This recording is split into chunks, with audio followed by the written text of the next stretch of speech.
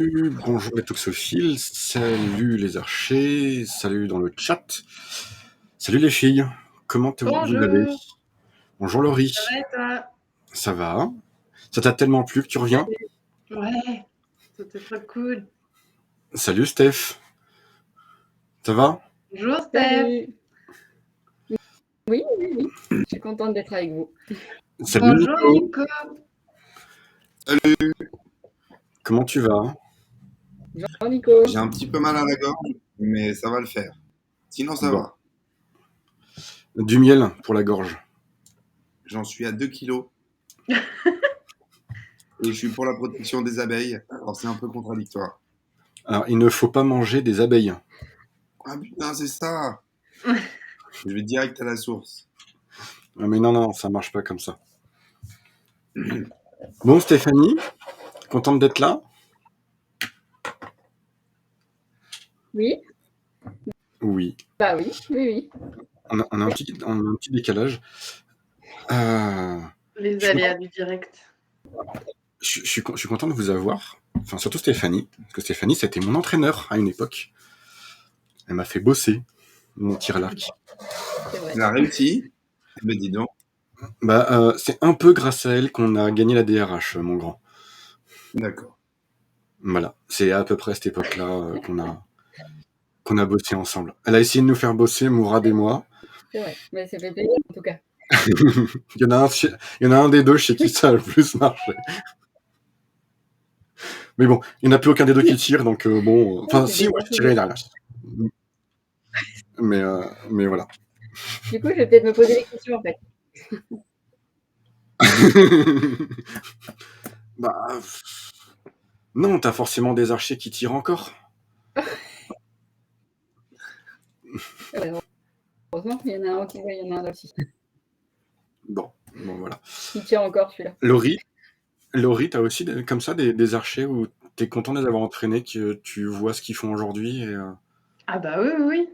Surtout des petits avec qui j'ai passé mon DE, le diplôme d'État, et les entraîneurs 1, les entraîneurs 2 et tout. Et il y en a qui ont continué et c'est cool de les avoir formés au tout début et voir que ça leur a plu et qu'ils continuent. C'est cool.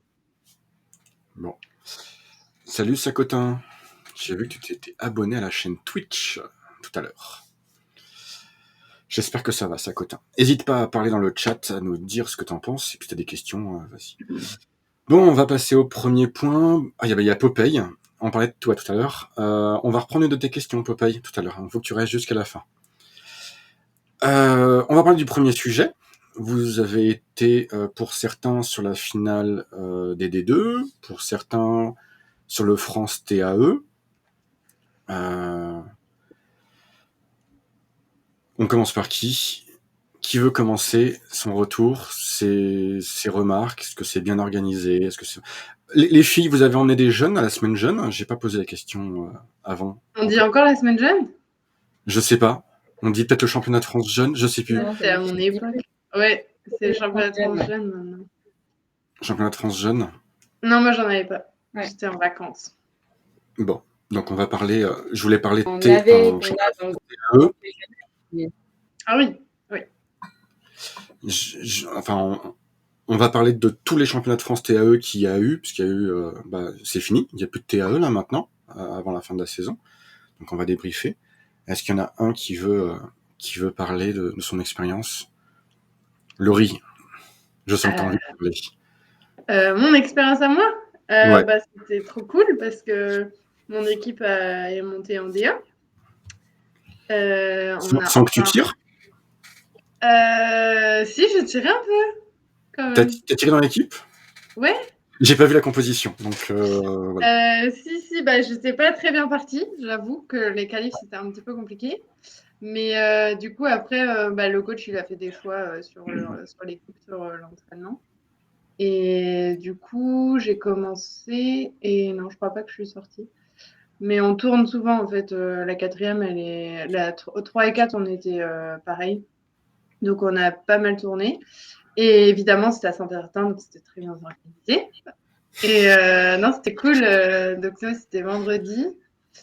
Après, ouais, il y avait du monde le samedi. C'était impressionnant pour les finales DRE classiques. Dans C'était, le public, tu parles ou Ah entre non, non, non, pas dans le public. Non, non, dans le nombre d'équipes, quoi. C'était impressionnant. Et la D2, le lendemain, petite déception pour Saint-Ave, mais c'est pas grave. Pour Villeurbanne aussi, j'imagine. Nico, je t'ai même pas demandé comment ça t'avais encaissé. Comme ça, de front, de face.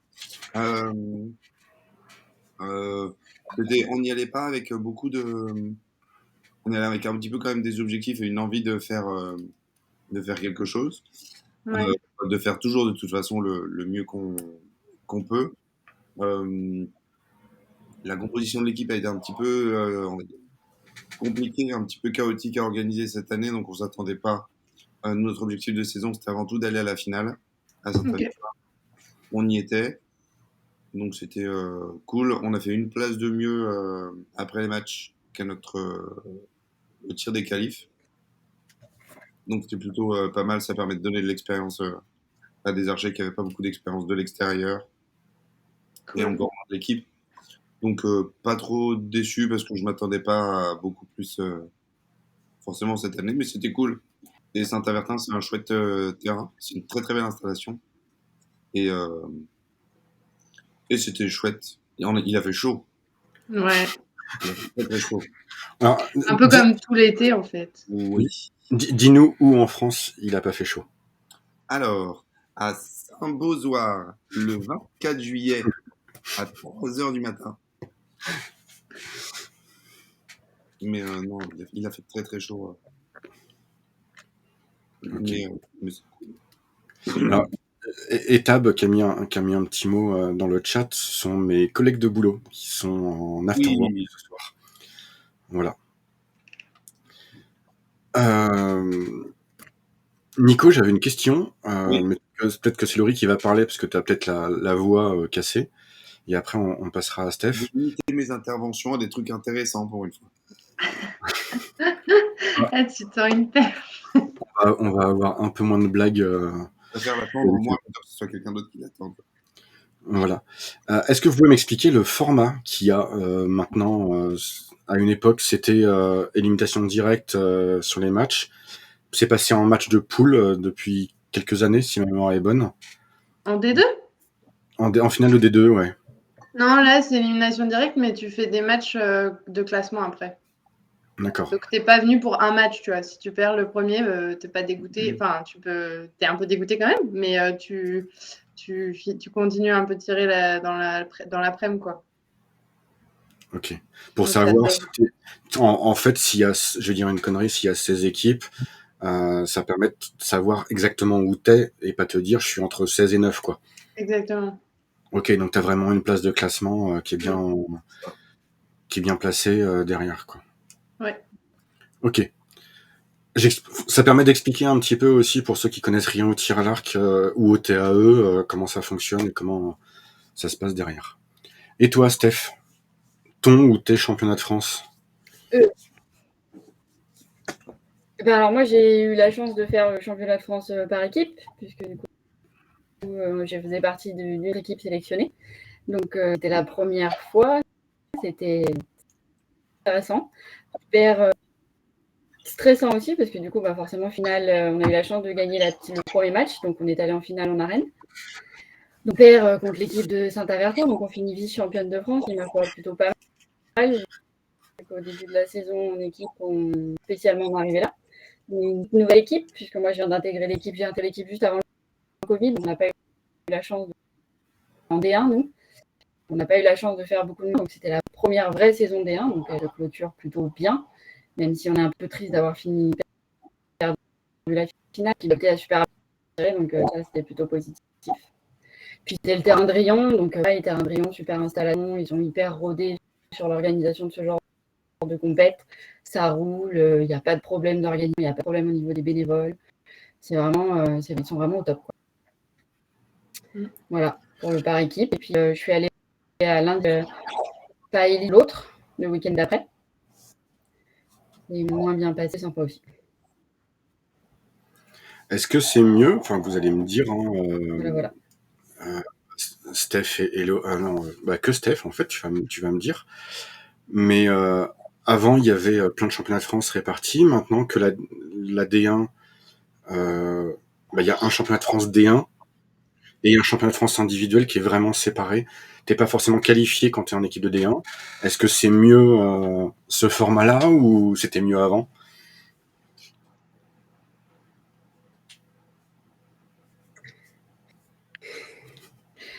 Il y a des pour et des contre. Hein.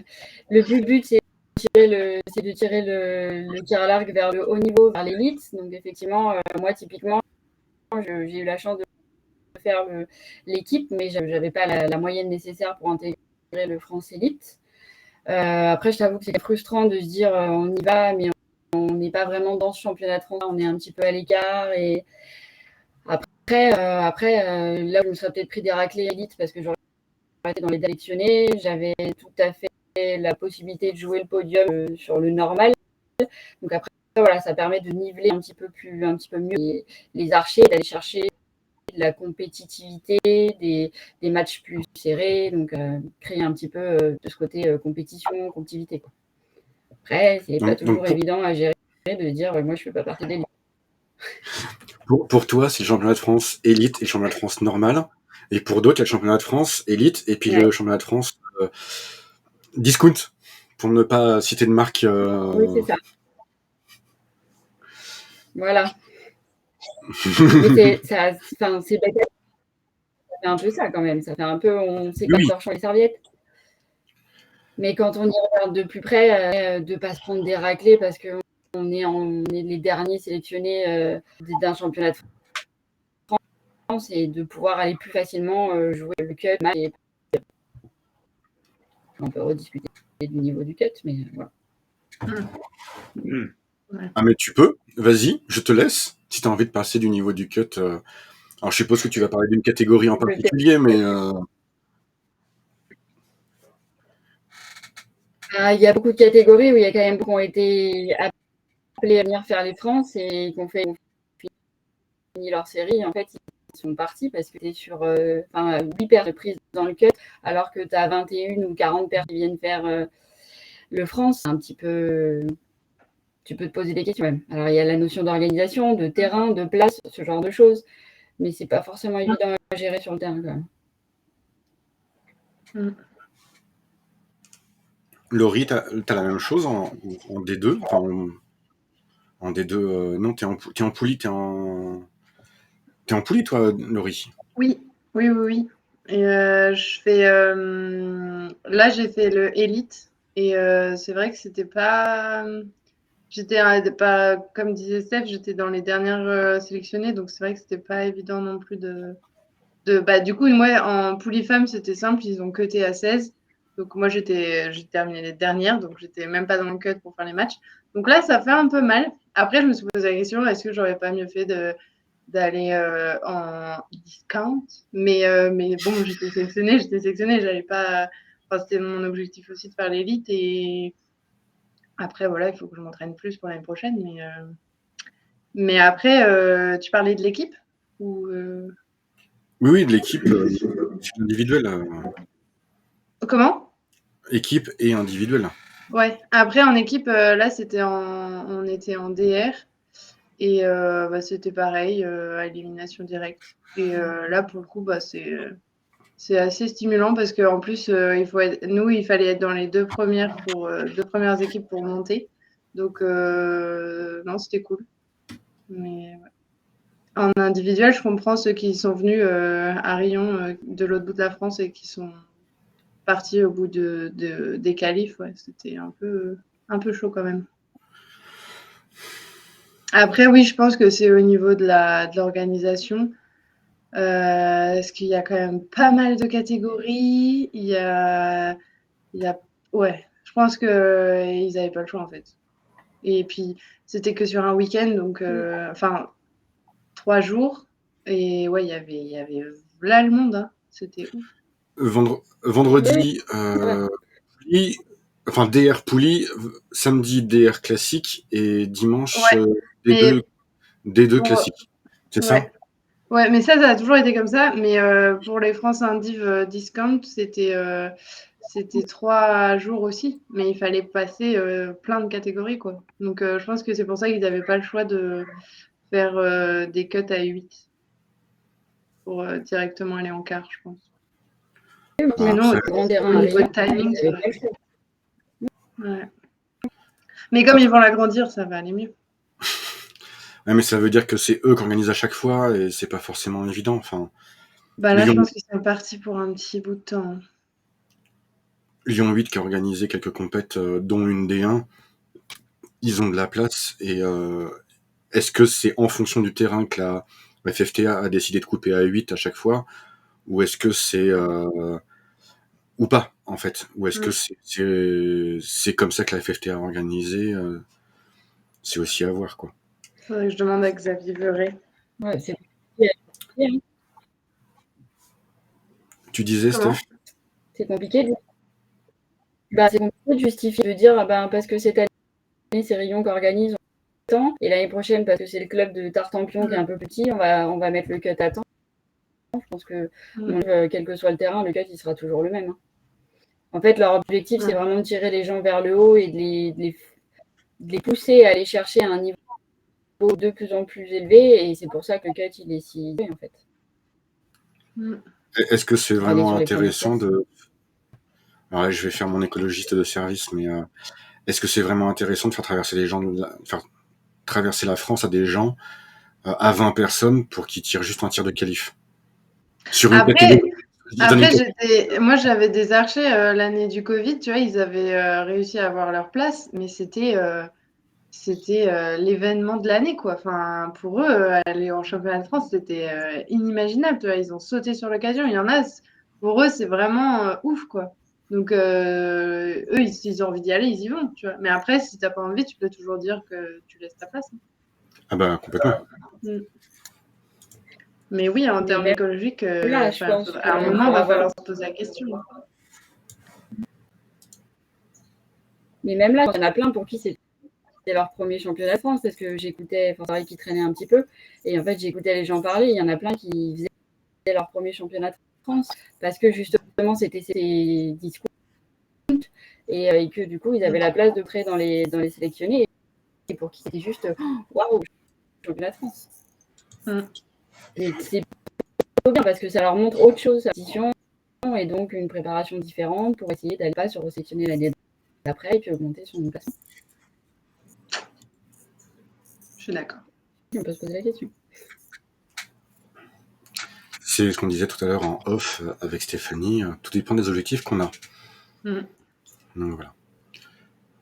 Est-ce que vous avez autre chose à rajouter ou est-ce qu'on passe au quiz news? Non, il y avait une question de Popeye qui est intéressante, je trouve, dans le chat. Comment dans les équipes les archers sont sélectionnés? Grande question. Alors, je vais répondre pour moi, parce que je vous écoute beaucoup parler depuis tout à l'heure. Dans mon équipe, à moi, c'était au niveau DR, parce que j'ai jamais fait au-dessus. Enfin, DR, DRE, DRH, enfin, en fonction de comment vous appelez ça dans votre région. C'était surtout qui était dispo à quel moment pour tel championnat. Après, s'il y avait 5 archers de dispo, et ben on prenait les meilleurs sur une qualif qui était faite avant l'étape. Donc voilà. En gros, pour 90% des clubs, je pense que ça se passe comme ça. Après, à Saint-Ave, moi, je sais qu'on a, comme à Villeurbanne, je pense, on a un gros collectif, il y a pas mal d'archers, donc on est obligé de faire des sélects. Et en fait, plus on est nombreux, mieux c'est pour l'équipe, quoi, parce que le niveau, il monte. Les sélections, elles sont serrées et le niveau, il monte et tu te bats pour être dans l'équipe, quoi. Donc, tu t'entraînes plus et le niveau, il monte. C'est cool. Enfin, moi, j'ai toujours vécu comme ça. Et quand t'es 4e ou 5e, bah ouais, enfin 4e, c'est cool maintenant, mais si t'es 5 ou 6, bah ouais, t'as un peu la haine. Mais... Oui, mais est-ce qu'il y a beaucoup d'équipes en D2 ou en D1 ou en DNAP? Je mets des guillemets parce que ça ne s'appelle plus comme ça. Ils sont quand même... Mais hop là. On s'en fiche. C'est bon, les voix. Okay. Voilà, mes guillemets. Est-ce qu'il y a beaucoup de clubs qui ont justement 5 ou 6 archers et qui en laissent sur Non, la non, c'est touche? pour ça que je te dis, dans 90% des clubs, Oui. c'est qui est là, il va, quoi. Mais quand tu as un collectif, ouais. Et après, la sélection au sein du collectif, elle est variable d'un club à l'autre, en fait. Oui, oui. Tout le monde n'a pas les mêmes règles de On sélection. n'a pas les mêmes règles, les mêmes critères. Voilà, c'est très variable et c'est à l'appréciation de chaque club ou chaque responsable de club qui décide d'inclure ou pas l'avis du coach sur les affinités, sur les expériences, sur comment est-ce qu'il sent l'archer ou pas, ou alors de rester très factuel sur, comme disait Mathieu, un tir de qualif, hop, pour les 4 meilleurs, et puis Ah bah, après, c'était un peu particulier, c'est que nous, on avait donné plein pouvoir en fait à l'entraîneur pour qu'il sélectionne les archers qu'il fallait à ce moment-là. Et je ouais, sais que de temps en temps, que ça soit dans l'équipe, une des équipes hommes ou dans l'équipe femme, il y avait aussi cet échange de je peux pas mettre ces deux-là parce que ces deux-là, ils vont se taper sur la gueule ou ils vont se taper sur la gueule si ça se passe mal. Ou alors il y avait recadrage de la part du coach du coach, de l'entraîneur avant l'annonce de la sélection, mais voilà. Donc bon. il faut avoir bien confiance en l'entraîneur et que tout le monde ait bien confiance en l'entraîneur pour que sa décision soit juste respectée Oui. et pas remise en cause, parce que c'est pas facile. Après, au-delà de ça, tu peux avoir des jeux de copinage qui rentrent en jeu ou forcément t'as de l'affect qui rentre et Mais c'est de l'humain, hein, c'est sûr. ça peut poser des problèmes aussi après. Hein. Il y a beaucoup d'humains qui veulent jouer. Enfin, moi, ça a toujours été l'ADR, ça a toujours été on y va pour tirer avec les copains, quoi. Mais sur les autres, je regarde sur les déplacements pour les équipes de France, quand il y a des sélects pour des championnats d'Europe, des championnats du monde, tu as une sélect, généralement, si je me souviens bien, le premier, il est sûr d'y aller, et après, la fédération et le directeur technique national se réservent le droit de choisir les suivants. Et ça fait beaucoup discuter parce que c'est sur quels critères est-ce que ils sont envoyés et pas d'autres. Ah, mais complètement. Il faut réfléchir à savoir comment tu fais et comment tu te. Enfin, faut accepter en fait de partir. Mais Il faut jouer le jeu de faire ça honnêtement, par copinage. C'est ça. Bon, on passe au point suivant, le quiz news, qui est préparé par Laurie. Alors, je t'ai envoyé l'ordre des questions, Laurie. Ok. Parce que comme je fais les sondages de mon côté à moi, il faut que je propose les mêmes questions que toi tu vas poser. C'est mieux. C'est mieux. Alors, are you ready? Moi, je suis. Combien de médailles ont remporté les Bleuets à la Junior Cup de Bucarest? Beaucoup, je crois. Il y a 4 choix. 6, 9, 12 ou 15. Roulement de tambour. Il y a 2 minutes pour répondre. Stéphanie, est-ce que tu connais la réponse?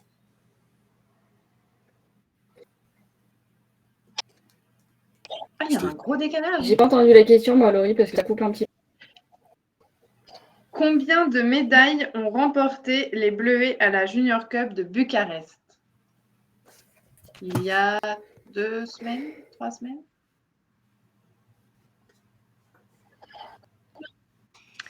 6, 9, 12 ou 15.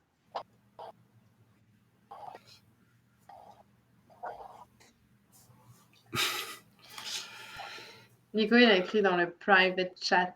C'est ça. Nico, tu sais, toi, ou pas? Non, mais je sais que c'est vraiment beaucoup. Alors, je dirais 12 ou 15.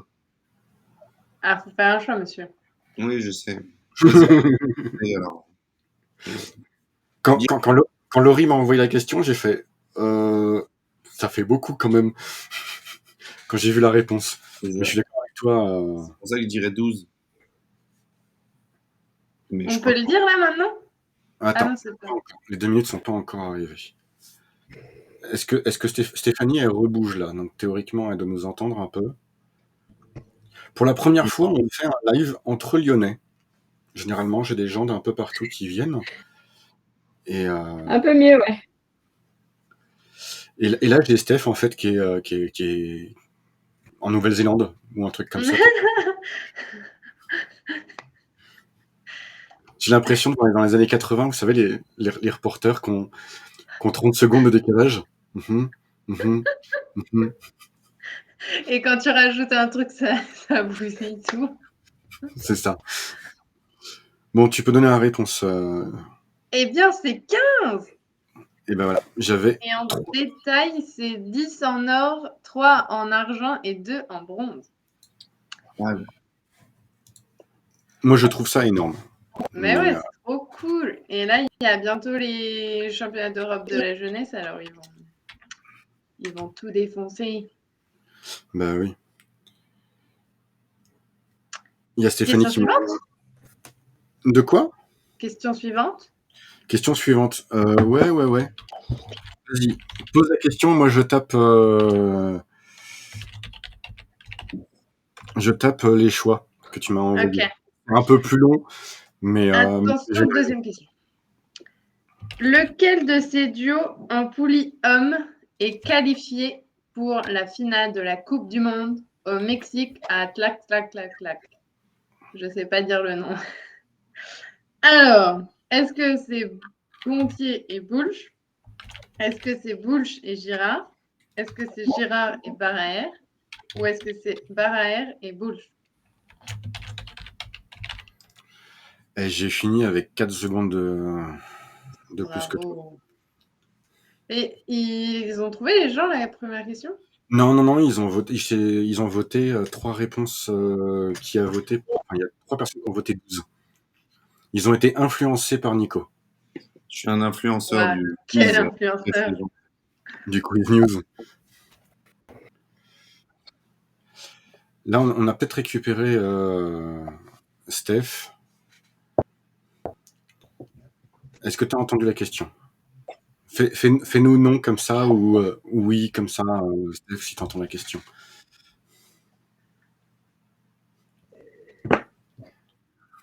Oui. J'entends par-ci par-là, c'est horrible. D'accord. Alors, la question, c'est qui s'en va à Medellín? Non, C'est pas Mexique. Medellín. Medellín, c'est pas au Mexique? Si, c'est au Mexique, Non. mais c'est à Non, c'est en côté. Colombie, Non, Medellín. Medellín, c'est en Colombie. Mais c'est au Mexique, c'est à Clac. C'est clac. Clac. Ok. C'est clac. Ok.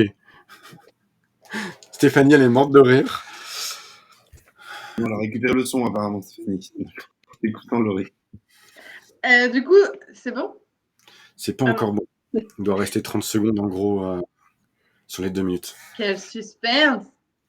Bon, Steph qui nous entend pas, elle peut pas répondre. Nico, est-ce que tu peux nous répondre?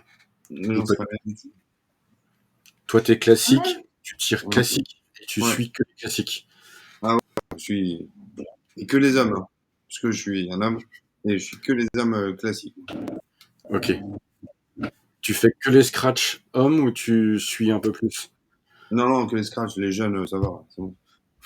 C'est pas intéressant, les jeunes. C'est l'avenir, c'est bon, on a le temps de les voir arriver. Bah justement, Scratch, t'as les jeunes avec. Il y a un petit peu des jeunes. Ouais. Il y a que les juniors, je crois, dans le scratch. Non, c'est tout le monde de chez tout le monde. Ouais, mais du coup, c'est qu'à partir des Cadet, juniors. junior, senior 1, senior 2, senior 3. Les cadets, ils sont obligés de se surclasser, par contre. Il n'y a pas à 70. Super, alors les 2 entraîneurs. Hein. Normalement, je Donc j'ai une réponse pour Boulch Girard, une réponse pour Girard Barraer et j'ai une réponse pour Barraer Boulch. Ah bah. Et c'était Boulch Girard. Car Girard a gagné la Coupe du Monde à Paris. Donc, il a été automatiquement qualifié. Et Boulch a gagné son ticket parce qu'il est dans les meilleurs. Voilà, c'est comme ça. Voilà.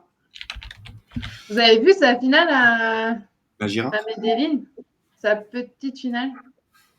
Non. Ou non, c'était sa demi. Il a un problème de décocheur et il fait une grosse touche et il fait 8 ou 6. Un truc, c'est dommage. Ça arrive, les problèmes de matériel, même à haut niveau. Hein. Mm. Question suivante. Oui, pardon. Quelle médaille remporte Maxime Guérin à Rome au championnat d'Europe para tir à l'arc en homme poulie open? Donc là, c'est facile. Or, argent, bronze ou la médaille en chocolat.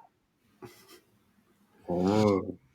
Est-ce que Steph a entendu la question et est-ce qu'elle est capable de nous répondre? Oui. Normalement, je suis dans. J'ai de nouveau 4 barres toutes vertes. Voilà. Wow. Et Vous donc, la réponse. Oui, on t'entend. Est-ce qu'il peut répondre ou parce que j'ai. Tu as le droit de répondre, tu as le droit de dire ce que tu penses. On va voir si tu es Je aussi dirais l'or. influenceuse que. Et toi, Nico? Moi, je dis qu'il a été en argent, Maxime Guérin. J'ai oublié de lancer le sondage. Ah bah Et bref. il a changé. Avant, il était en classique. Maintenant, il est en poulie. Oui, c'est ce que la question que j'allais poser. Parce qu'il me Ouais. semblait qu'il était en classique, mais Non, maintenant, il est en poulie. d'accord. Mm. C'est compliqué le handisport en tir à l'arc. Je sais pas si tout le monde a. Enfin, les gens qui regardent savent un petit peu. C'est très très compliqué parce qu'il faut. C'est beaucoup de démarches et d'entretien avec des médecins et d'études d'auscultation en fait pour savoir dans quel degré de handicap on va être caractérisé. Et c'est assez bordélique. C'est pour ça que des fois on se retrouve avec même des sportifs en général, hein, sur les sports, mais qui ont des handicaps qui ressemblent pas les uns aux autres, mais qui sont dans la même catégorie. Parce qu'ils ont été catégorisés selon un barème et sont considérés comme un peu équivalents. Popeye, il dit c'est un Français, donc en or. Il est pas un peu chauvin, Popeye? Un petit peu. Mais c'est C'est la normal. réponse? Bah, pas encore. Ah. Comme j'ai oublié de lancer le sondage, forcément, ça met un peu plus de temps. Mais oui, Nico, et puis, enfin, pour être FFH, alors, t'as le FFSA, sport adapté, t'as le FFH, et en fait, la fédération va dépendre en fait de ton niveau de handicap. Donc en plus, c'est pas le même championnat de France et autres, donc c'est compliqué. Popeye confirme que il est à peine chauvin. Alors, je pense que je vais avoir les résultats là d'ici 2 secondes. J'ai le temps de boire.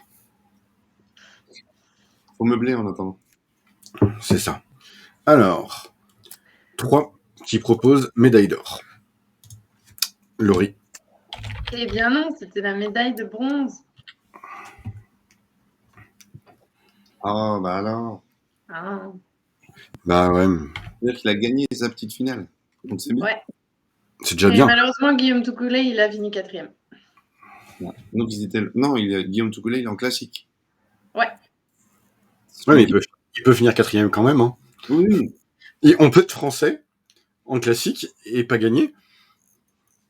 C'est possible. Ah bah oui, on l'a bien vu l'été dernier. Oh, pardon. Bah, depuis 92, on n'a pas gagné un JO hein, en tir à l'arc. Hein.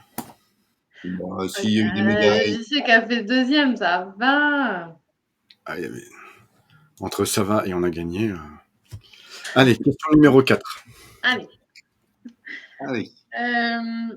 Ce sera la combienième finale de Coupe du Monde d'affilée de Monsieur Brady Ellison? La 6e, la 7e, la 12e ou la 14e? La 12e. Là, j'ai lancé le sondage. T'as l'air sûr de toi, Nico? Oui, mais il a inventé le tir à l'arc, Brady Ellison, alors il est là depuis le début. Hein.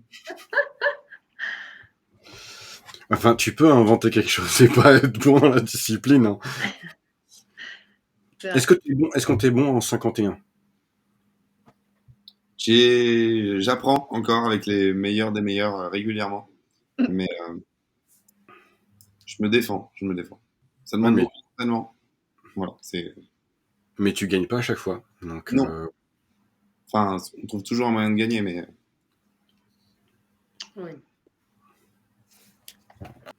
Steph, quand tu veux parler, tu parles, t'hésites pas. Je vois tes petites barres jaunes, hein, Le problème, mais c'est que j'entends qu'une partie Ouais, mais j'entends qu'une partie des phrases à chaque fois, donc j'essaye de faire un jeu de reconstruction, mais je galère.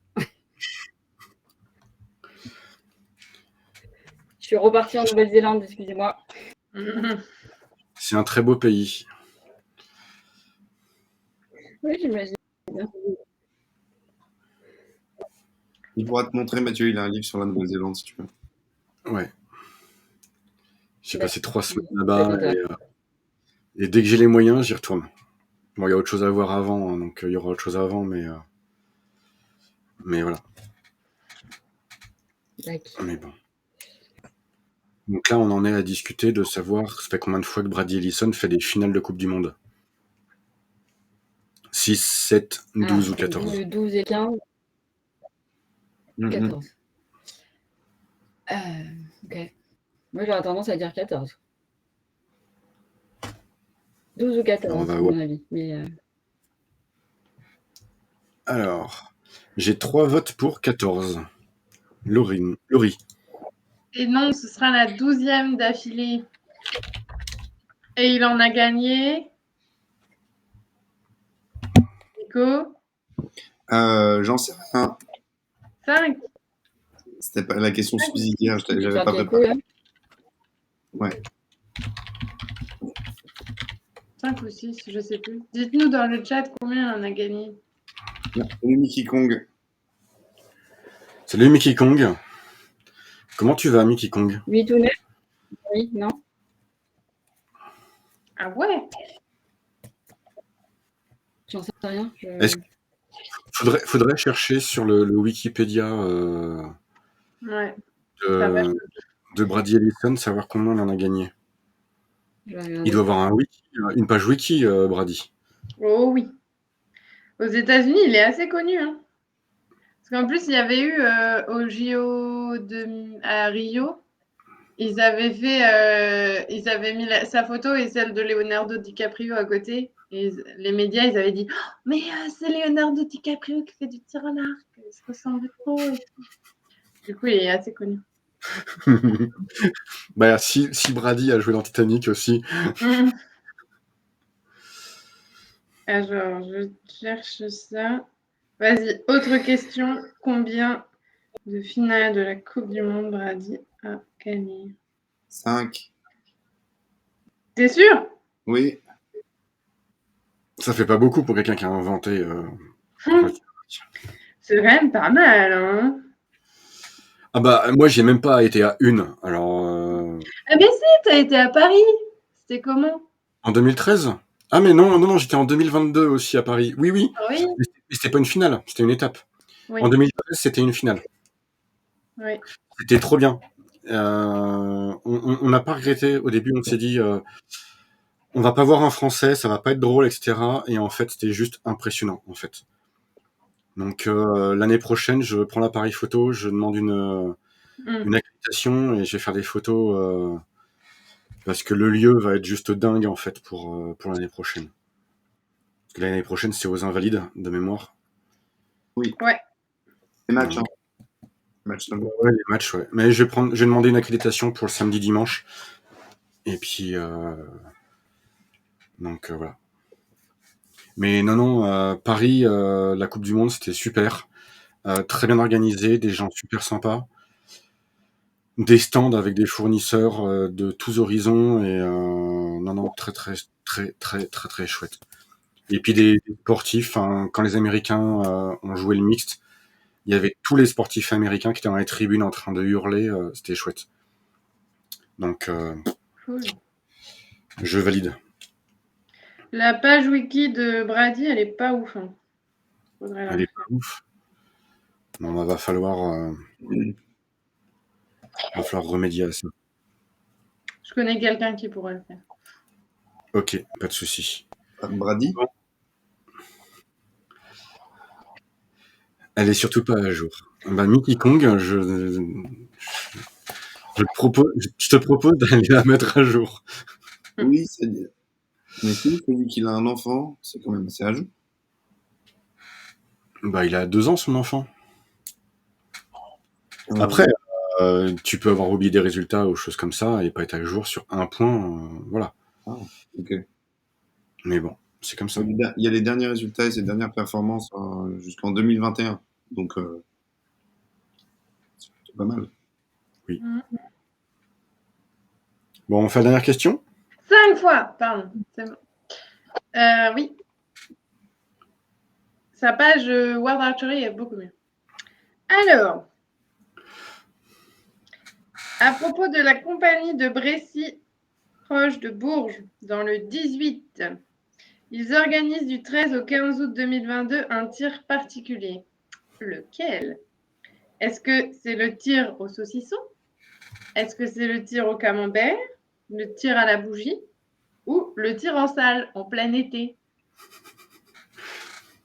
Il y a des gens qui font des tirs 3D l'hiver en salle. Alors pourquoi on ferait pas de la salle en été?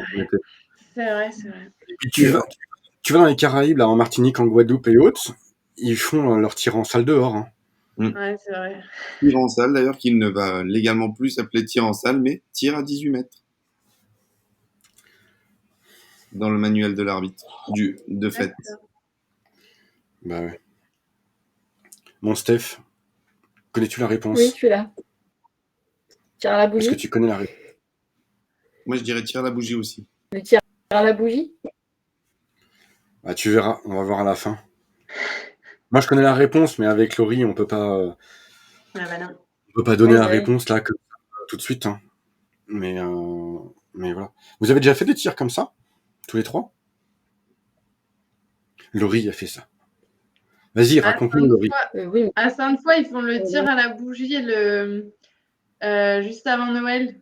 Parce qu'à Lyon, tu sais, il y a les fêtes des Lumières, Marie et tout.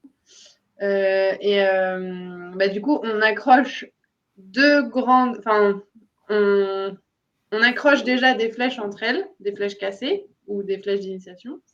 On les plante dans la cible. On tend 2 petits fils avec une bougie au bout. On allume la bougie et on doit tirer dans la bougie. Et c'est trop cool. Et celui qui dégomme la bougie, bah, il a gagné. Ou celui qui arrive à éteindre juste la flamme, il a encore plus gagné. Les archeries du coin sont sponsors de l'émission du truc? Parce non, mais en fait, vu que les bougies, on les met hyper loin de la paille et des flèches, donc ça va. Voilà. De toute façon, les pailles, elles sont traitées. Non, mais elles sont traitées contre le feu. Steph, alors le sondage est fini. C'était le tir au camembert. Voilà. Et je ne veux pas avoir l'odeur du camembert un 15 août. Oui, c'est vrai. Et c'est quoi la particularité? C'est que tu gagnes un camembert ou tu fais quoi? Non, tu gagnes un camembert. Tu tires dedans. Attends, t'as vu la Dans le camembert. Je vais aller t'en chercher un, j'en ai un dans mon cul. Ça fait un sacré diamètre. Je veux dire, un truc à 18 mètres, tu l'as facile. Hein. Ouais. Enfin, moi, à 18 mètres, je l'ai facile. Vous, à 70, vous l'avez encore plus facile. Mais voilà, quoi. On a retrouvé les pyromanes. Ouais, alors, si les mecs de Sainte-Foy sont partis en Gironde foutre le feu... Avec leur tir à la bougie. C'est ça. Bon, on fait la dernière partie. Vu que j'ai toujours pas de jingle... C'est la dernière partie. Alors... Vas-y, Nico. Non, je peux pas. Le jingle. Alors, on a repris une question qu'on a eue sur Facebook, en fait, de la part de Popeye, qui est dans le chat, Popeye 2820, qui nous a demandé de faire une émission avec un entraîneur ou formateur connu et reconnu sur les axes à privilégier pour atteindre la performance. Vu que j'avais 2 BE avec moi qui sont aussi sympas, drôles et compétents, je me suis dit qu'on allait parler de ça. Donc les filles, je vous laisse la parole. Steph est en vert, donc je vais laisser la parole à Steph. Moi d'abord. Profite que tu te trouves en vert. pour profiter pendant que je capte un petit peu dans mon pays là. On en parlait tout à l'heure un petit peu en off. Moi, c'est une question que j'avais vue aussi sur le. M'intéressait beaucoup parce que ce que je te disais, c'est qu'il y a plein de. On peut partir sur plein d'axes de développement par rapport à cette question, qui est très intéressante pour justement comment on fait pour atteindre la performance, qu'est-ce que la performance, qu'est-ce qu'il faut mettre en place. Et moi, je trouve ça intéressant, et bien que Popeye nous précise peut-être sa demande dans le chat, là, parce qu'on peut parler de la notion de planification, on peut parler de l'organisation des internes en termes de technique, on peut parler des différents facteurs de la perf, comme la prépa mentale, la prépa physique, le matos, qui est intégré dans la recherche de performance. On peut parler de tous ces axes-là qui sont super intéressants. Donc, je ne sais pas s'il a quelque chose de plus précis. Je ne parle pas, mais sinon, peut-être que là, tu peux dire ce que toi, t'en penses. Ouais, avec la plupart de mes archers que j'entraîne et que je vais revoir là, dans quelques temps, ils ont, ouais, par performance et développement, progression et tout, ils entendent surtout la technique. Et en fait, j'essaie de leur faire comprendre qu'il n'y a pas que ça et que c'est un axe, c'est sûr, mais qu'il y a tellement d'autres choses à travailler. Et du coup, j'essaie de leur dire, souvent ils ont 1 ou 2 entraînements par semaine, je leur dis, bah, si tu n'es qu'à un entraînement par semaine, la technique, c'est bien joli, mais il va falloir la bosser chez toi et ça va prendre du temps si tu veux que ça progresse vraiment. Donc, et du coup, j'essaie de les amener sur d'autres terrains, du coup, plus mental et stratégique pour moi. Et du coup, des fois, ils arrivent à comprendre et on avance aussi comme ça. Mais et après, il y a le matos, évidemment, mais ça, on va. Attends. Non, Non. on va voir Nico et on lui fait confiance parce qu'il règle bien les arts. Et voilà ce que je peux en dire pour l'instant. Et du coup, Popeye nous dit c'est plutôt global. Ouais, Oui, c'est au sûr, c'est global, et global. moi, un truc qui est intéressant à dire aussi là-dessus, c'est que la performance, elle passe par la préparation à la compétition, et que la préparation elle passe par tous les facteurs dont Laurie vient de parler, mais elle passe aussi par la planification de cette saison et des objectifs. On va chercher une performance à un moment X de la saison, ça peut être le championnat régional, ça peut être le championnat de France, ça peut être le championnat départemental, ça peut être la compétition du club, ça peut être tout un tas d'objectifs. Et ces objectifs, en fait, il faut les placer avant pour pouvoir organiser ces entraînements correctement et les compétitions de préparation qui vont vous mener vers cet objectif. Et je pense qu'en fait, ce que dit Laurie, c'est intéressant parce qu'il ne faut pas développer que la technique à l'entraînement, et il faut développer des choses par rapport à son tir aussi à l'extérieur de l'entraînement.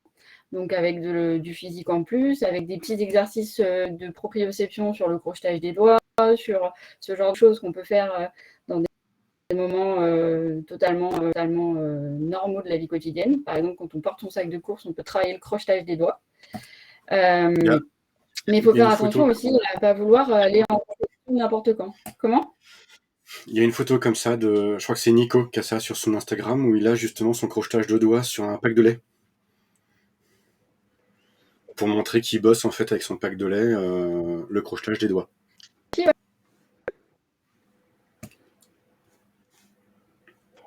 On a perdu Nico ? Non, je suis là. Ouais. Ah, oui, oui. Tu peux travailler plein de choses en portant. Je travaille aussi, des fois, ça m'arrive de travailler l'appui dans mon grip quand je suis dans ma voiture, sur le volant.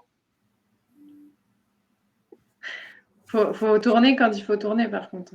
Tu peux travailler le verrouillage du coude aussi. Ouais. J'ai plein de petits exercices comme ça qu'on peut faire en parallèle, qu'on peut faire un petit peu tout le temps. Mon ancienne coach qui me faisait faire de la visualisation positive à n'importe quel moment de la journée.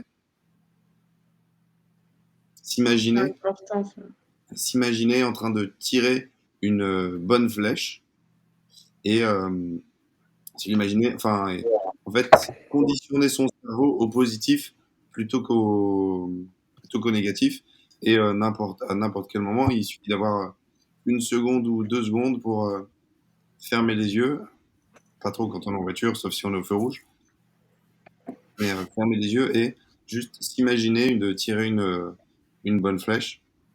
Et en fait, c'est ce que disent les filles depuis tout à l'heure, c'est plein de petites choses qui, mises bout à bout, préparent l'archer à la performance. Il y a de la technique, il y a du physique, il y a du mental, il y a du matériel mécanique. C'est La tech. Et en fait, on peut faire plein de parallèles entre la vie quotidienne sa pratique. Et c'est ça aussi que j'essaie de sensibiliser les archers à ça, leur dire que toute la visualisation, la préparation qu'on fait et tout au tir à l'arc, ça va leur servir pour la vie quotidienne. Et inversement, il c'est ça. y a des gens, ils travaillent d'autres trucs, ils font d'autres sports, pardon. Et j'essaie toujours de gratter là-dedans pour voir s'il n'y a pas des trucs qu'ils font dans leur sport, enfin dans leur autre sport, ou des expériences qu'ils ont eues dans le passé pour pouvoir progresser aussi au tir à l'arc. C'est important. C'est ça. Après, de la même manière que tu fais travailler la visualisation positive, il y a l'expo positive. Apprendre à voir quand on tire une flèche, les choses bien qu'on a fait sur cette flèche et pas les défauts et pas les choses qu'on a ratées. Parce que ça, c'est pareil, ça tire pas vers le haut, ça tire vers le bas, de systématiquement ne voir que ce qui ne va pas. Ouais. À un moment, il faut être capable de dire, bah voilà, à l'heure actuelle, je suis capable de faire ça. Ça se retrouve dans la stratégie de tir, parce que la stratégie, c'est les points forts de l'archer. Mais il faut être capable de le voir, quoi. Ouais, bah voilà, ma stratégie, c'est être béton devant. Bah là, j'ai tiré une flèche, je suis béton devant. Elle n'était pas 10+, mais en tout cas, elle est dans ma zone, donc c'est une bonne flèche. Et ça, il faut arriver à le faire aussi, et c'est super. Et dans la vie quotidienne aussi, il faut arriver à voir les choses positives, et ça aide après pour le tir, et inversement, en fait. Le tir va aider la vie quotidienne, et inversement. C'est évident, mais pourquoi tu te moques, Mathieu?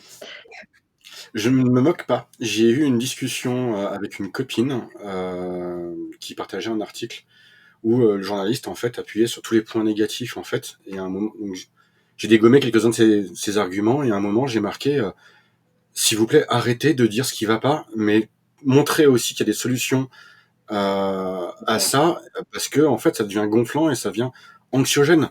Moi ça fait plus de 2 ans que je regarde plus la télé parce que j'en ai marre d'avoir en fait des mauvaises nouvelles toute la journée, enfin aux 20h, des mauvaises nouvelles à chaque fois et j'aime bien avoir en fait des bonnes nouvelles. Donc alors ça m'empêche pas de m'informer, mais il faut voir du positif dans plein de choses. Oui, après faut pas. Donc non, je me moquais. Non, vas-y.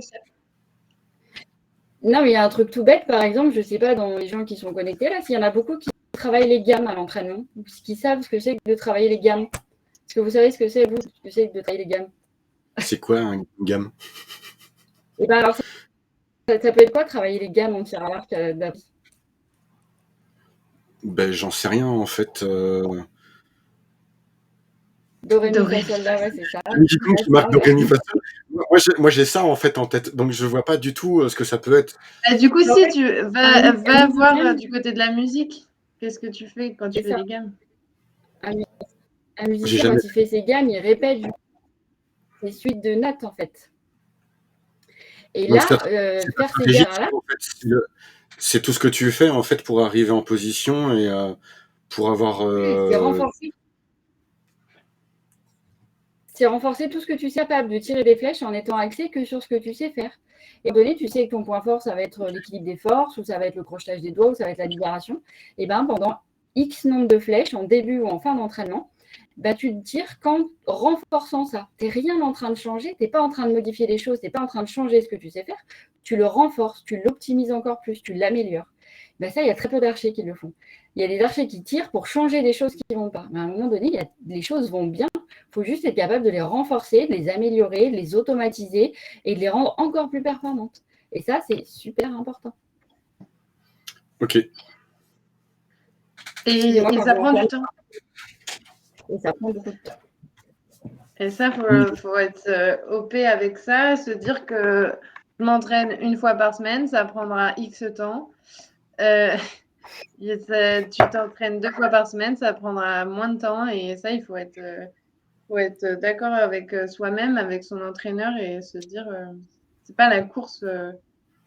Il faut pas se dire, vas-y, je vais y arriver tout de suite. Ça peut pas, ça marche pas comme ça. Il faut que dans la tête, ça prenne le temps de mûrir et tout. J'ai une offre d'emploi. Si tu veux, Ouais, je veux bien t'entraîner. l'offre d'emploi, elle est à Nantes. Ça fait un peu loin quand même. Ouais, mais c'est trop bien comme ville. Mickey Kong, pour information, on est entre Lyonnais ce soir. Voilà, c'est la première fois qu'on est entre Lyonnais, mais donc voilà. Mais pleure pas, Mickey Kong. La prochaine fois que tu viens à Lyon, je t'organise un stage avec Steph. Voilà, avec plaisir. Voilà. Mais non, t'en vas pas, pleure pas. Oh.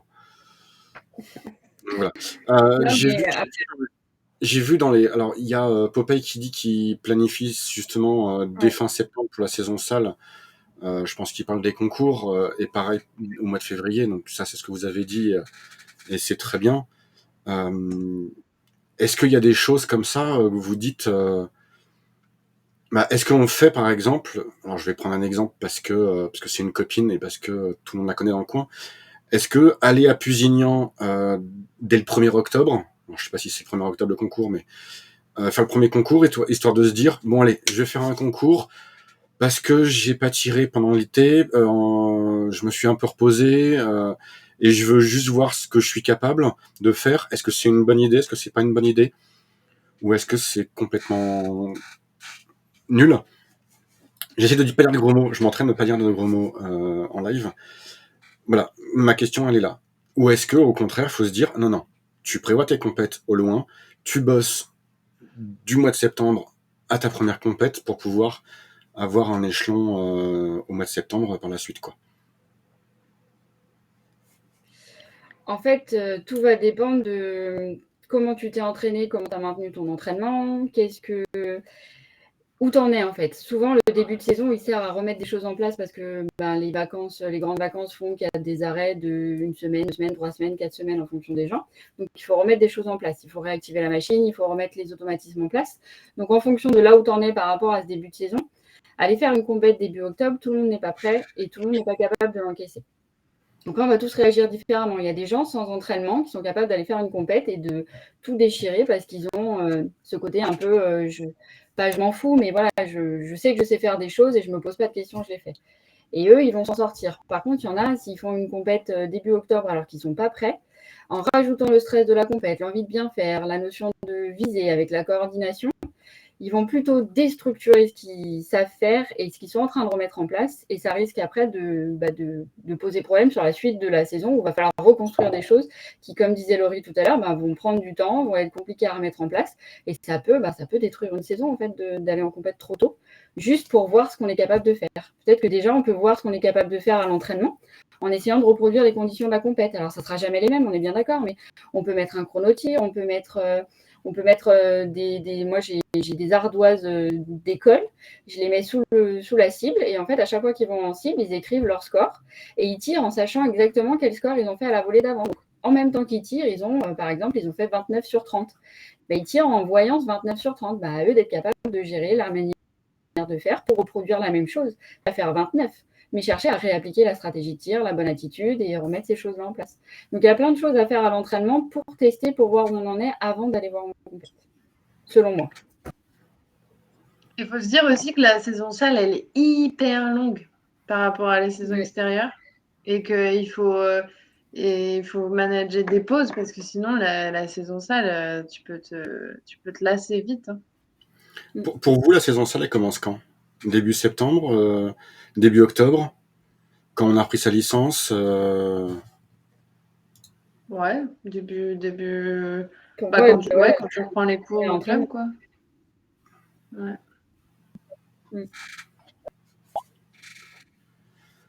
Ah c'est sûr qu'il faut du temps.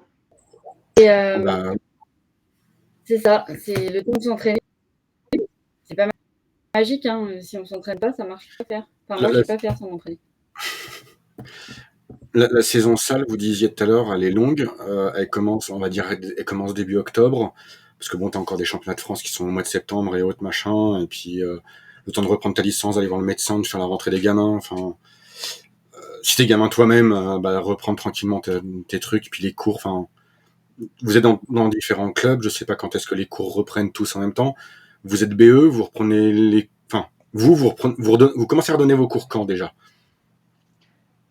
Est-ce que c'est ça dépend des clubs. Ah, moi, j'ai dit à tous mes clubs mi-septembre. Moi, j'en ai mi-septembre, j'en ai début septembre, j'en ai fin septembre et j'en ai début octobre. Après, ils peuvent commencer sans moi. Hein. Parce qu'il y a des problèmes de salle aussi, il y a pas de soucis. Oui, il y a les mairies qui mettent pas forcément en Ouais. place. Mm. Question de C'est Popeye, intéressant. toujours. Ouais. Une question, qu'est-ce que la performance et comment la définir? Laurie.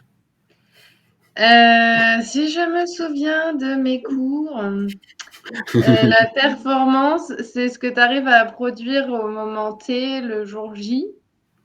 Et c'est pour ça qu'on parle de contre-performance. C'est que tu fais pas tu fais pas tes scores habituels. Pour moi, c'est ça. Mais c'est pas. En fait, on associe souvent performance et record parce qu'on se dit ouais, il a fait une bonne perf et tout. Et en fait, non, juste la perf, c'est le score au moment T. C'est ce que tu es capable de mettre en place pour produire tel résultat. Et il faut Et pas la confondre avec performance, ouais, c'est ça. Et la performance, elle est issue des 5 facteurs de la perf dont on parlait tout à l'heure, en fait. Si on imagine les facteurs de la perf sous différentes couches, en fait, on va avoir le physique, la technique, le mental, le matériel, le tactique, et tout ça, en fait, va diriger vers la performance. Tout ça qui va aider à mettre en place la performance. Et après, comment on la définit? On la définit par rapport au niveau de l'archer, par rapport à ce qu'il est capable de faire à l'entraînement et en compète. Ok. Et Ça du peut coup, être des c'est ce points, que dit Popeye. Les différences de perf entre l'entraînement et la compète, c'est qu'il y a un des facteurs de la perf qui n'est pas assez développé et qui te manque quand tu es en compète. Et la plupart des archers disent que c'est le mental, mais moi je pense que c'est avant tout le physique. Parce que si le physique ne tient pas, ta technique ne tient pas, c'est le cercle vicieux dans ta tête. Et voilà. Donc déjà, sois au clair avec ta puissance, avec ton endurance, combien de temps tu peux tirer d'affilée, parce qu'un entraînement, c'est souvent 1 heure et demie, mais une compète, c'est beaucoup plus. Donc même mentalement, ça fatigue. Donc, non, t'inquiète, c'est intéressant. Non, c'est intéressant. C'est très bien. Donc déjà, pour moi, il faut être physiquement OP. Comme ça, la technique, elle suit et le mental, il suit. Bon, dans les grandes lignes, quoi. Mais la plupart des archers Contrairement à ce qu'on entend dans les Vas-y, Steph. Chacune votre tour. dans les clubs, ce qu'on entend dans les clubs, en fait, c'est pas la technique qui est le plus important en tir à l'arc. La technique, elle va pouvoir se mettre en place si on maîtrise l'arc, ce que vient de dire Laurie. Donc, physiquement, on n'est pas capable de tenir son arc. Tenir son arc, c'est pas être capable de tenir 1 heure et demie, c'est être capable de tenir 1 heure et demie en ayant peu de dégradations techniques. Et ces dégradations techniques, elles vont apparaître parce que physiquement, on ne tient pas, en fait. Donc, il faut vraiment d'abord commencer par travailler le physique. Et après, si ce physique, il est là, la technique, elle se mettra en place. Alors, facilement ou pas, ça dépend des gens, ça dépend de ce qu'on travaille. Mais en tout cas, il y aura plus de simplicité à mettre la technique en place à ce moment-là si physiquement on maîtrise. Donc il faut déjà commencer par maîtriser l'arc, avoir une bonne puissance adaptée et des entraînements du coup réguliers. Et même si on ne peut pas aller 3 fois par semaine à l'entraînement, il suffit de faire des temps de tenue chez soi aussi avec son arc. Ça aide à renforcer le physique sans avoir besoin de tirer des flèches, ou alors à 5 mètres si on a la possibilité d'avoir une cible, de pallier au manque d'entraînement par semaine. Et mentalement, ce sera tout de suite plus simple. Si tu maîtrises ce que tu fais, si tu as peu de dégradation à la fin, ça se transforme en cercle vertueux après. Il y a plein de pour améliorer ça. Je sais que par exemple, nous au magasin, pendant le premier confinement, où les gens n'ont pas pu tirer, on a, je sais pas comment sont les autres magasins, mais on a vendu énormément de matériel d'entraînement qui permettent de tirer sur l'arc sans flèche ou simuler, euh, de simuler un tir avec, avec un appareil, simuler un tir d'arc. Alors je sais pas si on a le droit de citer des marques ou des noms de produits, mais En théorie, non, mais si tu donnes 2-3 marques, il n'y a pas de souci. il y a le Pédago Archery, par exemple, qui est intéressant, qui est un grip avec un système d'élastique que vous pouvez, qu'on peut lâcher, faire une vraie libération avec des élastiques de différentes forces. Donc, on peut travailler aussi bien la technique que de faire du renforcement musculaire. Je crois qu'il est difficilement trouvable en ce moment. Vous avez le Kiss Archery, qui est un système de piston à air comprimé qui se fixe sur l'arc. Vous y accrochez la corde et en fait, quand vous lâchez, ça retient la corde. On met pas de flèche, mais ça retient la corde. Vous avez Alors, je te- le shot trainer. Oui, je t'arrête 30 secondes, Nico. On est bien d'accord que si vous faites des temps de tenue chez vous avec votre arc, vous mettez pas de flèche dessus. Sauf si vous avez une cible en face. Oui. Et vous lâchez pas Ça la corde. Dans un appartement, vous ne mettez pas une flèche dessus. Parce que voilà. Hein? Ok. Je te laisse continuer, Nico. mettez en face d'un mur. Le mur du voisin. On a le commercial qui veut vendre des pointes et des flèches. Non, T'as mais déjà eu des mésaventures, Mathieu? J'ai un copain, il a deux flèches qui sont passées à travers, enfin qui sont passées à travers. Une partie de la flèche est passée à travers la porte du garage et j'ai une copine où la flèche est rentrée dans le placo, a été arrêtée en fait par le rail derrière. Donc je préfère pas prévenir. Moi, Oui, j'ai un archer qui a tiré dans la vitre. Tu disais, Stéphanie? elle a un J'ai un dans la archer. vitre. En fait. J'ai un archer qui a tiré dans la vitre comme ça. Il a voulu mettre une flèche au cas où. Eh ben, ouais. Si vous cherchez sur YouTube, il y a un mec comme ça, un Américain, qui prend, je crois que c'est son poulie, il met une flèche, il arme, il lâche, et en fait la baie vitrée était toute propre et elle était devant, mais il y avait une cible au bout, et la flèche est passée au travers de la vitre. Voilà, cherchez sur YouTube, archerie, je sais pas comment on dit baie vitrée en anglais, mais voilà. Baie vitrée. Dehors, je dirais. Mais voilà. Je te laisse continuer, Nico, si tu as d'autres exemples. Ouais, vous avez le Astra Shot Trainer, alors qui permet de travailler aussi quelque chose de très technique au niveau d'un travail bien au niveau des muscles de l'épaule. Et vous avez, je crois, pour ceux qui ont des imprimantes 3D, il y a des fichiers qui tournent pour faire un Elast Trainer, quelque chose comme ça. C'est un peu le même style que le Pédago, Oui. c'est un système de grip Oui, c'est le même. avec élastique. Vous avez vous pouvez insérer un pas de vis pour mettre un stab pour simuler un peu le poids de l'arc. Voilà, pour faire du renforcement musculaire à la maison ou pendant les vacances, quand vous partez. Ça se glisse Très facilement. bien, Nico. Bah oui, moi je pars en vacances avec mon pédago et bah oui, j'ai pas la place pour mettre l'arc, c'est ou l'arc ou un enfant. Alors bon, Et Ouais. Popeye, c'est des très bons outils, ce que tu as déjà. oui, bah il a des pédagos, des élastiques, c'est du travail, des Ouais, petits trucs qu'on peut très emmener bien. pour faire des exercices un peu partout. Ouais. Après, c'est Voilà. intéressant là, toutes les questions qui sortent entre quel est un score individuel. Et pour moi, il n'y a pas de petits entraîneurs en fait. Il y a des entraîneurs qui font avec les compétences et les connaissances qu'ils ont. Il faut savoir en fonction, je ne sais pas du tout où est Popeye, mais en fonction des régions et des départements dans lesquels on est, il y a des. Comment? Je pense qu'il est dans le département du 28. Pas le 28, je suis nul en géo.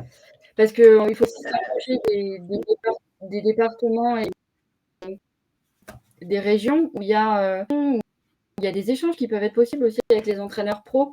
Et moi, je trouve que ce soit pour un entraîneur pro ou pour un entraîneur bénévole, c'est ces échanges qui font avancer et qui font. On n'a pas la science infuse, c'est pas parce qu'on est pro qu'on sait mieux faire en fait.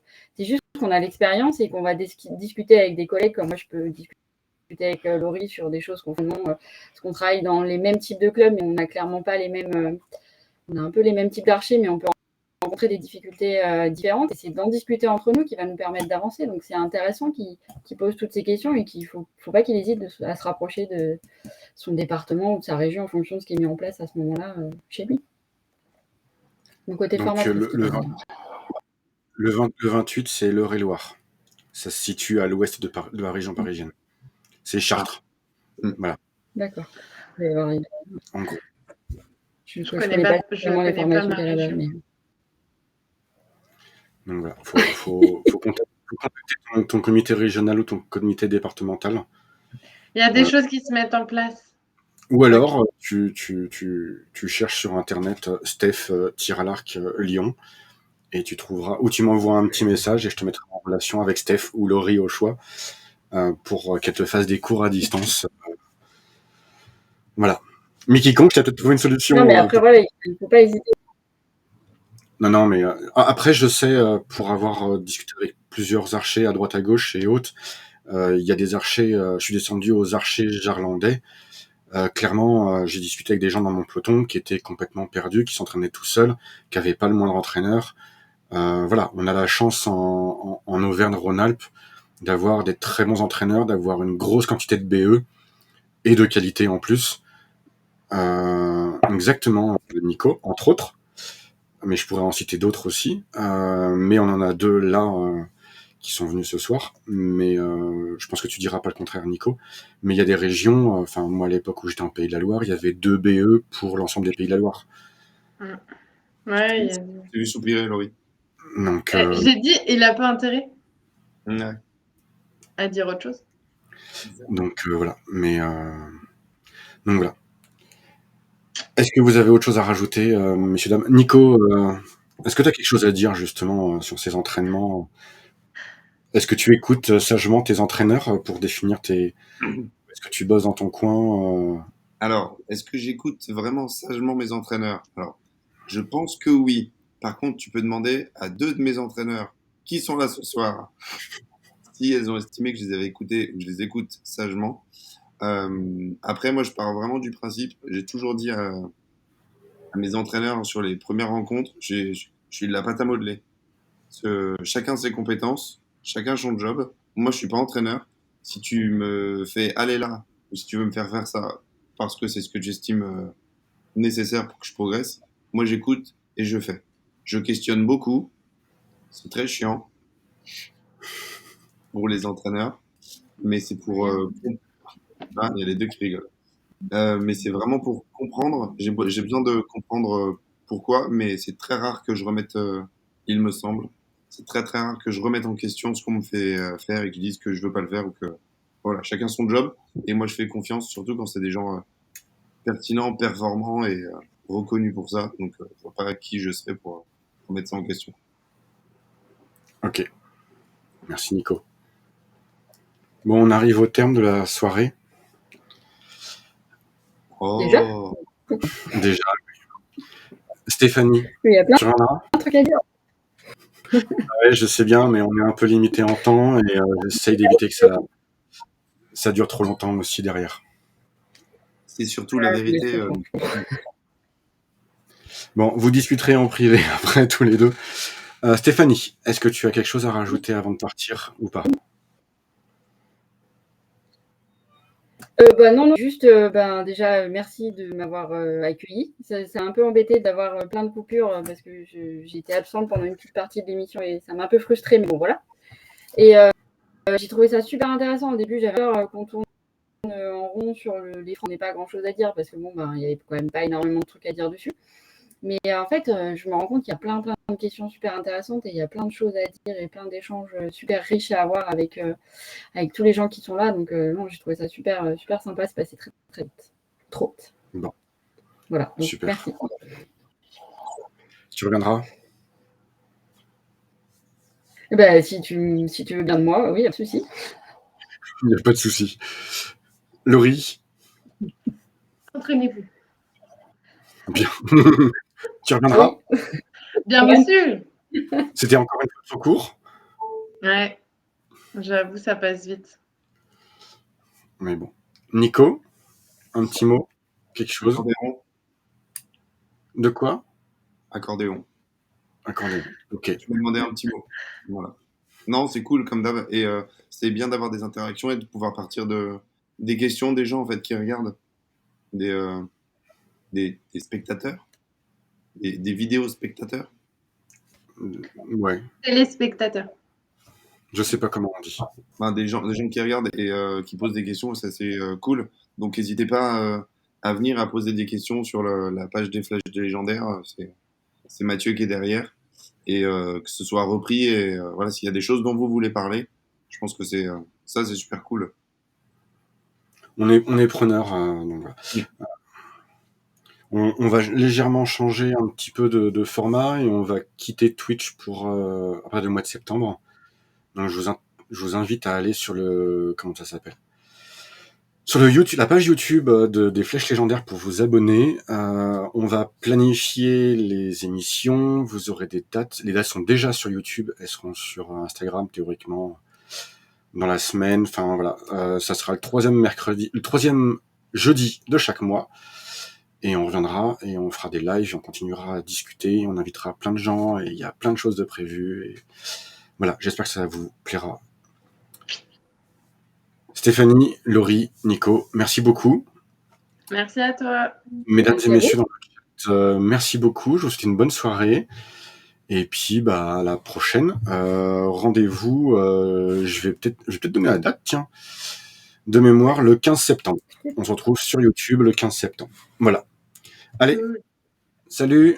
Salut. Salut.